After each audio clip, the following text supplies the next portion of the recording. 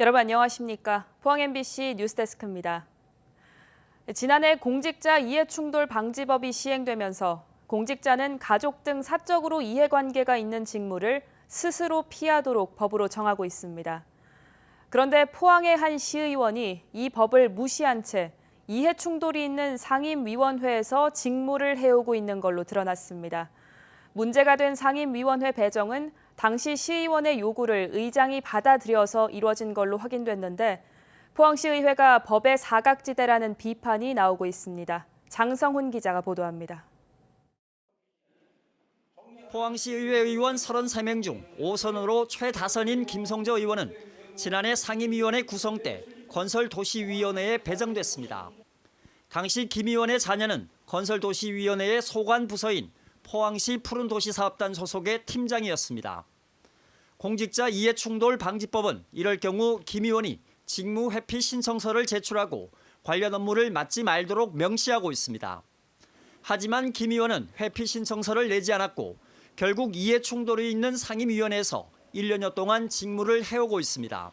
그거 안 해서 몰랐어. 그거도 진짜 아무것도 모르고 그냥 도저히 그래야 상임위원회 배정받았습니다.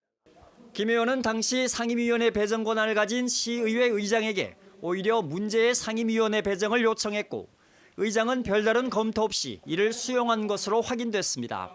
희망 따있는 데다가 배치가 돼 있어갖고 그냥 원점에서 그래 이야기하면 그래 토론했는 건 한번 사실 있지만 위원회 구성하는 과정이 사실 33명이다 보니까 그까지는 저희들이 캐치를 못하고 좀 한참 후에 저희들이 이런 부분을 인지를 했습니다. 사회적으로 큰 관심 속에 시행된 공직자 이해충돌 방지법이 포항시 의회에선 무시된 겁니다.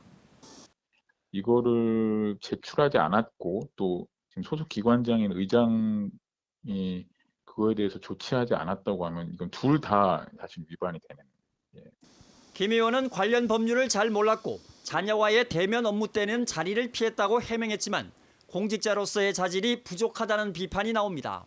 사실 이제 보통 공무원 행동강령이라고 일반적으로 일컬어지는 여러 이제 공직윤리 제도 가운데 하나로 지역에도 다 그렇게 구축이 돼 있기 때문에 이걸 모르셨다고 하면 사실은 시의원을 하실 자격이 없는 거라고 봐야 되겠죠. 논란이 커지면서 김 의원의 자녀는 지난주 포항시 남구청 산업과로 자리를 옮겼는데 이곳 역시 김 의원이 소속된 건설도시위원회 소관 부서여서 이해충돌 논란은 계속될 전망입니다. 한편 김 의원은 자신의 이해충돌 직무와 관련해 공식적인 입장을 아직 밝혀오진 않았으며 포항시 의회는 국가권익위원회 등의 의견을 물어 후속 조치를 하겠다고 밝혔습니다. MBC 뉴스 장성훈입니다.